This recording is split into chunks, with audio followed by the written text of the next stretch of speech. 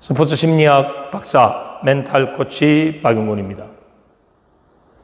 선수들이 훈련할 때는 편안한 정서 상태에서 자신의 기량을 충분히 발휘하다가도 중요한 경기 상황에서 긴장을 하거나 또 심한 각성으로 인해서 불안 때문에 자신의 기량을 제대로 발휘하지 못하는 경우가 많죠. 자, 이런 경기 상황에서 오는 불안을 경기 불안이라고 합니다. 경기 불안. 그럼 경기장에서 일어나는 그 불안들이 어떻게 해서 일어나는가 그 원인을 알아야만이 여기에 대해서 제대로 이해를 하고 그 이해를 바탕으로 경기 불안을 탈출할 수 있는 방법을 알게 됩니다. 경기 불안에서 탈출할 수 있는 방법들이 여러 가지 있는데 이러한 불안에 대한 개념을 정확하게 이해해야만이 자신에게 맞는 경기 불안 탈출 방법을 선택할 수 있는 능력이 생기는 것이죠. 오늘부터 제가 이제 경기 불안에 대한 전체적인 개념을 설명하고 경기 불안에서 어떻게 벗어날 수 있는지 구체적인 방법에 대한 내용들을 쭉 설명을 드릴 것입니다. 자, 먼저 이 경기 불안을 이해하려면 두 가지 불안을 먼저 이해를 해야 돼요. 하나는 상태 불안입니다. 또 하나는 특성 불안입니다. 자, 상태 불안은 특정한 그 상황, 그 상태에서 지나친 각성으로 인해서 느끼는 불편한 정서를 상태 불안이라고 합니다. 특성 불안은 내가 타고난 어떤 성향이나 성격에 의해서 느끼는 그러한 부정적인 정서죠. 그렇다면 이 상태 불안은 누구나 갖고 있는 정상적인 반응이에요. 그리고 이 특성 불안도 사람들마다 다 다르게 갖고 있지만 이건 나쁜 건 아닙니다. 다만 이 상태 불안과 특성 불안이 자신이 통제하지 못할 정도로 높은 상태가 된다면 그것은 운동 수행과 경기력에 방해를 일으키게 되죠. 자, 그렇다면 우리가 중요한 경기에서 불안을 느끼는 것은 이 두 가지 불안 중에 어느 것에 해당될까요? 상태 불안이죠. 그 상태에서 느끼는 불안. 근데 이 상태 불안을 어떤 선수는 크게 느끼고 어떤 선수는 작게 느낍니다. 그러면 크게 느끼는 선수와 작게 느끼는 그 선수의 차이를 만드는 게 무엇일까요? 바로 특성 불안이라는 겁니다. 우리는 똑같은 경기 상황에서 어떤 선수는 지나친 각성으로 인해서 신체적 긴장이나 경직 상태로 인해서 자신의 기량을 거의 제대로 발휘하지 못하는 경우가 있고 또 어떤 선수는 적절하게 각성된 상태에서 자신의 평소 기량을 충분히 발휘하는 선수가 있다면 이 특성 불안에 따라서 느끼는 상태 불안이 달라진다. 자, 이 두 가지 개념을 이해를 먼저 하고 다음 설명하는 세 가지 불안을 이해한다면 경기 상황에서 내가 왜 불안을 느끼는가에 대한 부분이 충분히 쉽게 이해가 됩니다. 자,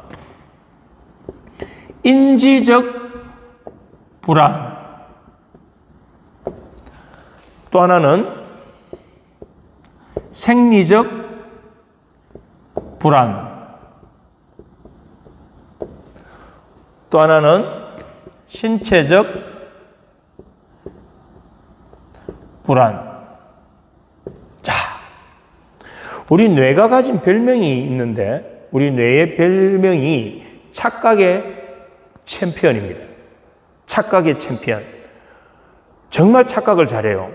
자, 뭐냐면 인지적 불안은 지금 현재 이 경기 상황을 내가 어떻게 해석하는가에 따라서 내가 이 오늘 경기장에서 나의 상태를 만든다는 겁니다.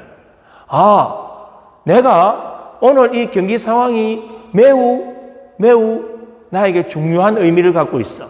그래서 여기서 무조건 나는 잘해야 돼. 무조건 이겨야 돼.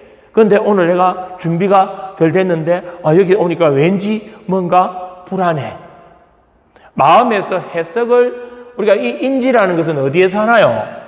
우리의 뇌에서 하는 겁니다. 우리의 뇌에서 우리의 마음을 만들어내고 우리의 생각을 만들어내죠. 그러면 내 마음에서, 내 생각으로 이것을 불안으로 뭐 했다라는 겁니까? 해석했기 때문에 불안을 일으켰다면, 이 불안은 실제로 그 경기장에서 누군가가 나를 불안하게 만드는 자극을 준 건 아니에요. 누군가가 나에게 처벌한 것도 아니고. 그런데 나는 그 경기장에서 불안을 느끼고 있다면 그건 뭘까요? 우리 뇌가 지금 이 상황을, 해석을 불안하게 했다 이 말입니다. 그러면 그 해석이 잘못된 거라는 거죠. 어떠한 불안 상황도 없는데도 나는 불안한 그런 상태에 빠졌다면 이 불안을 뭐라고 하냐면 인지적 불안이라고 해요.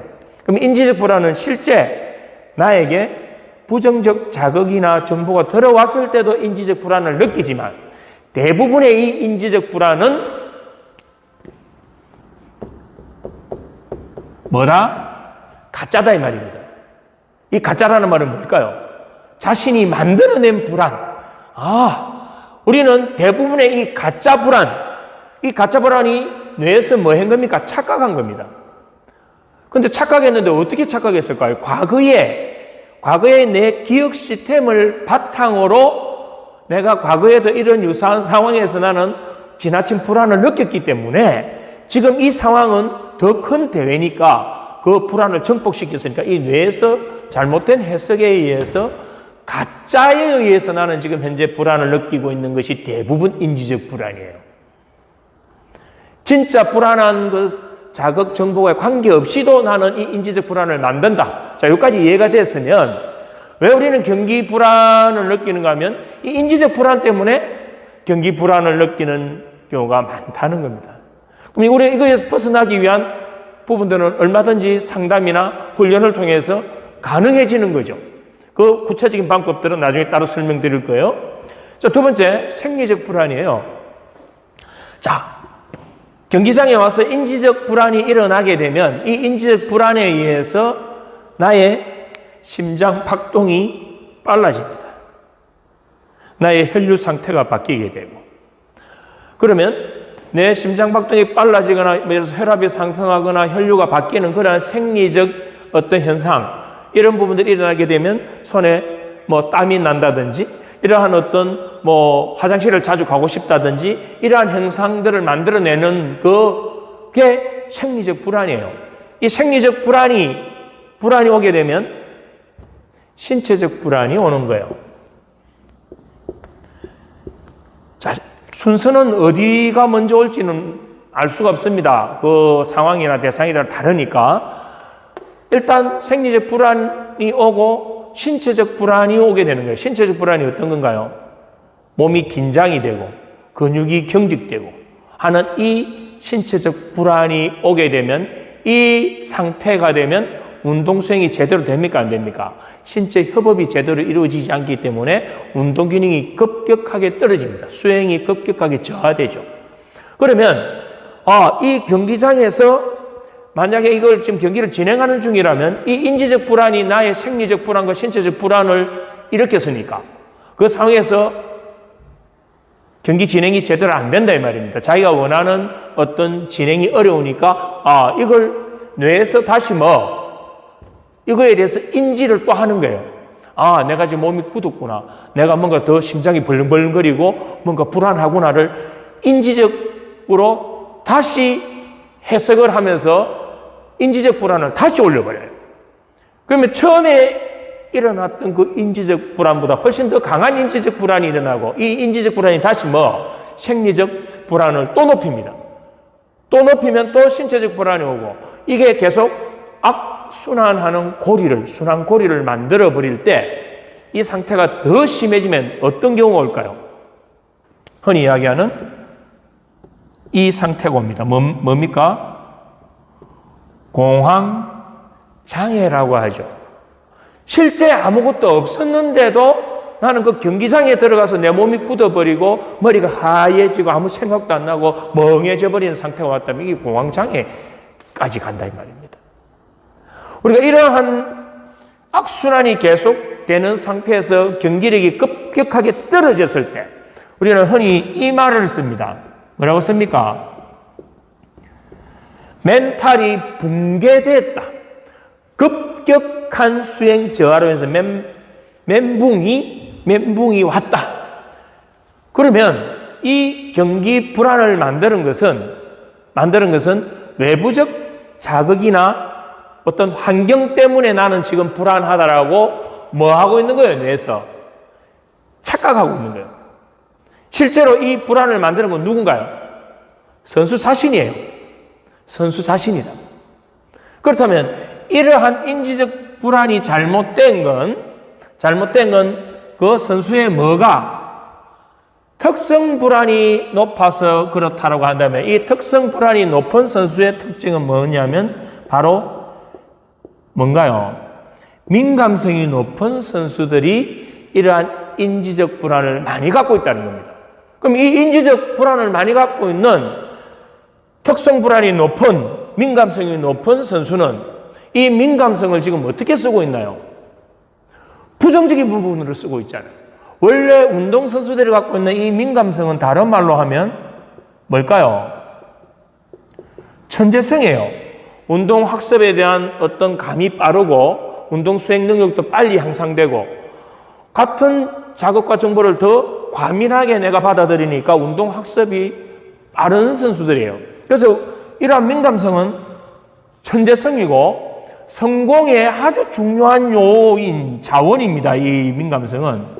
그럼 이 민감성을 선수가 원래 어디에 썼어야 되느냐 하면 내가 경기를 하는 데 있어서 루틴을 어떻게 해야 되고 내가 호흡을 할 때 내 감각에 몰입하는 그러한 민감성, 내 경기 진행하는데 들어오는 정보를 정확하게 해석해서 거기에 대한 빠른 반응을 할 수 있는 아주 긍정적인 쪽으로 이 민감성을 활용해야 되는데 이 선수는 지금 이 민감성을 자신의 개인적 성향인 특성 불안을 높이는 쪽으로 썼다 이 말입니다. 이 특성 불안이 높으니까 경기장에 가서 나는 이 상황을 많은 관중들이 보고 있고 TV가 중계방송 촬영을 하고 있고 훌륭한 선수들이 주변에 막 보이고 심판이 있고 뭐를 일으켜버렸나요? 이 민감성으로 외부적 그 자극들, 정보들을 전부 다 불안으로 잘못 해석해버렸다 이 말입니다. 이 민감성으로. 그럼 이 선수가 이 민감성을 부정적으로 쓰지 않고 긍정적으로 사용할 수 있도록 멘탈 훈련을 시켜서 거기에 몰입하게 만든다면 이 민감성이 성공으로 가는 경기력을 수행 향상을 높이는 중요한 자원이 될 수 있는 거예요, 이게. 근데 이 민감성을 대부분 선수들이 왜 이런 부정적으로 쓰느냐면 과거의 학습 과정에서 내가 무조건 잘해야 돼. 무조건 이겨야 돼. 또 실수했을 때, 실패했을 때 주변의 부정적인 어떤 피드백, 그러한 처벌, 그걸로 인해서 내가 이 민감성을 부정적인 부분으로 잘못 조건 형성되어 버린 거예요. 이건 선수들 본인이 선택한 건 아니에요, 대부분. 결국 현재 상태를 만든 건 본인이 책임이고 본인이 그걸 극복해야 되는 과제지만 처음에 이런 부분들이 만들어진 것은 본인의 잘못이 아니라고. 이걸 우리가 정확하게 이해를 해야만이 선수들이 이 민감성이 나쁜 것이 아니다, 좋은 것이다. 보통 때 제가 상담을 해보면 선수들이 그런 이야기를 저는 감정 기복이 너무 심해요.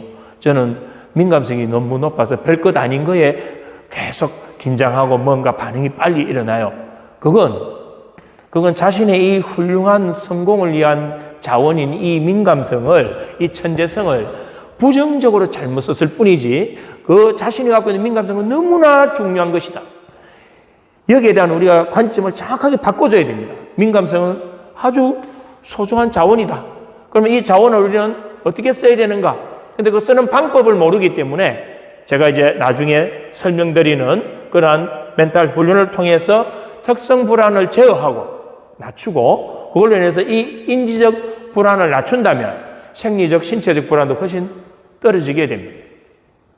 물론 어떤 선수들 같은 경우는 인지적 불안이 늦게 나오는 경우도 있어요. 먼저 거기에 갔는데 심장이 먼저 벌렁벌렁거려서 그 이후에 인지적 불안이 높아서 또 그 순환고리를 만들 수도 있다 이 말입니다. 또 어떤 선수도 몸이 먼저 굳어버리는 경우도 있다 이 말입니다. 그것이 어느 것이었든 간에 궁극적으로는 이 인지적 불안에 대한 예를 한다면 그럼 인지적 해석을 바꿀 수 있는 우리가 상담이나 훈련이 필요하고, 그 다음에 생리적, 신체적 불안도 마찬가지예요. 이 세 개 중에 하나만 바꿔도 순환고리는 바뀌게 됩니다. 잘 보세요.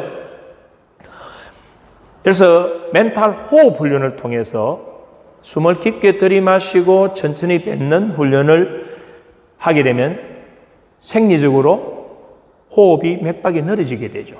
신체적으로 이완 상태에 가게 되죠. 그러면 이 호흡이 맥박이 늘어지고 신체적인 이완 상태가 일어나는 그 상태를 뇌에서 인지하게 되면 그 인지한 그 편안함과 안정감과 관련된 나의 각성을 낮추게 되죠. 그러면 이 낮춰진 인지적 이 상태에서 다시 생리적, 신체적인 부분이 또 더 안정화되고 편안한 상태로 갑니다. 이제는 아까는 악순환이었지만 어떤 순환이 되나요? 선순환으로 돌아가는 겁니다. 왜 멘탈 이런 훈련들이 중요하냐면 우리는 보이지 않는 그 선수들이 갖고 있는 이런 잘못된 악순환의 고리 때문에 선수가 자신이 갖고 있는 그 기량을 제대로 사용하지 못하는 경우가 많기 때문에 그렇습니다. 그래서 이 멘탈 훈련이 그만큼 중요하다. 왜? 멘탈 훈련을 통해서 이걸 악순환이 아닌 선순환의 고리를 만들어준다면 자신이 갖고 있는 그 잠재된 능력까지도 다 끄집어낼 수 있다면 어떤 선수도 자신이 원하는 그 목표로 다가가지 못할 선수는 없다 이 말입니다. 자, 경기 불안을 탈출하기 위해서는 일단 상태 불안과 특성 불안을 이해했고 그와 더불어 인지적 불안과 생리적 불안, 신체적 불안에 대한 전체적인 부분을 함께 이해를 했습니다. 그리고 이러한 인지적 불안을 만드는 근본적인 부분은 이 특성 불안과 이게 연결되어 있다. 그리고 이 특성 불안은 그 선수가 갖고 있는 민감성과 관련이 있다. 이 민감성은 천재성과 자원이다. 그걸 잘못 부정적으로 학습을 잘못 초기에 자신의 의지와 관계없이 잘못했기 때문에 이 선수는 경기장에서 이 경기 불안을 많이 느끼고 있다. 그런데 주변의 코치나 또는 부모님들이 뭐라고 이야기합니까? 넌 왜 그래 그거밖에 못해? 넌 왜 그래 그 경기장에서 불안을 많이 해? 이건 선수 자신이 원래 선택한 게 아니다 이 말입니다. 그에 대한 오늘 이해를 하는 차원에서 특성 불안, 상태 불안, 인지적 불안, 생리적 불안, 신체적 불안에 대한 설명을 드렸습니다.